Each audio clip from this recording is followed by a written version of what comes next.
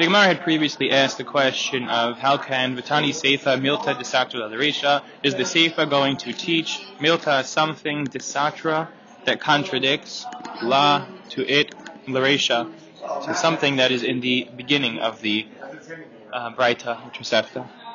And so it asks, wait a minute, you're telling me that what it says at the end of the Braita, the diuk, the inference you can make from it is Milta Desatra, something that can contradict what's in the Resha? That can't be.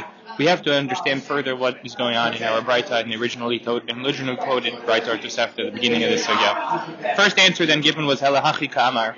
Rather, Hachi Ka'amar.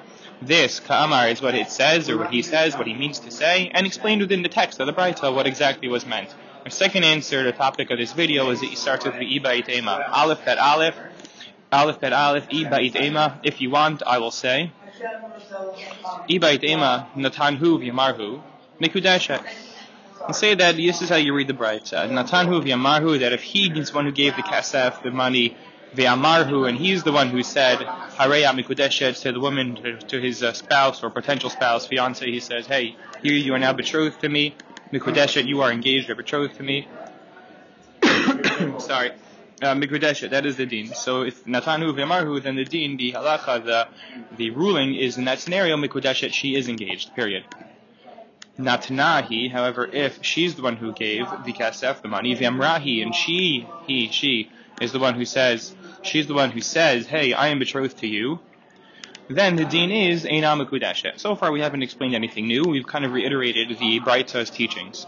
Now this is where the new part comes in, and how this Iba'it Ema suggests the second solution comes to offer an actual position. Natan Hu v'Amrahi, if however Natan Hu, he's the one who gave the kesef, v'Amrahi, and she's the one who said, I am betrothed to you, the deen is, well, Sveika actually, Sveikahi.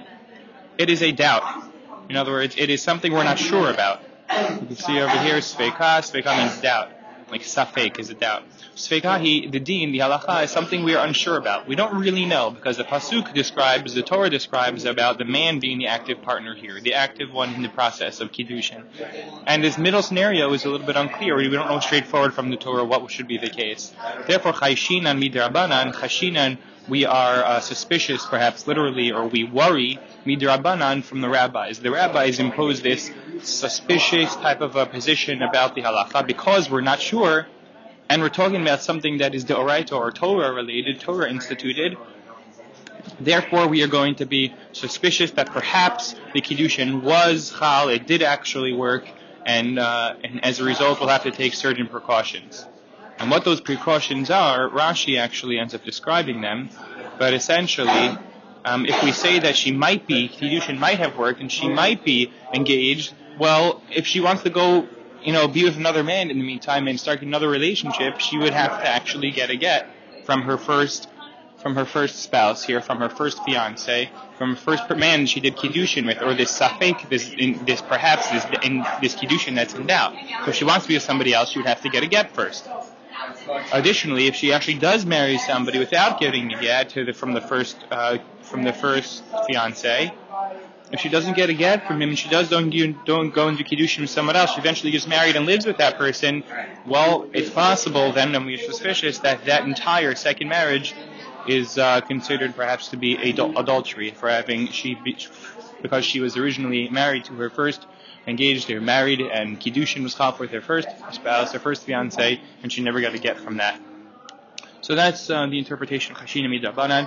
In summation, you have two responses at the end of our sugya. The first suggests straight up lo havu kiddushin, that this middle case about when a man gives money and a woman says, I am engaged to you, lo havu kiddushin, the kiddushin is not chal. In contrast, the second solution says merely that speikahi, it is something we are in doubt about, we do not know. Therefore, chashina midrabanan, the rabbis were suspicious that perhaps the kiddushin was chal, kiddushin did work. As a result, we take certain precautions.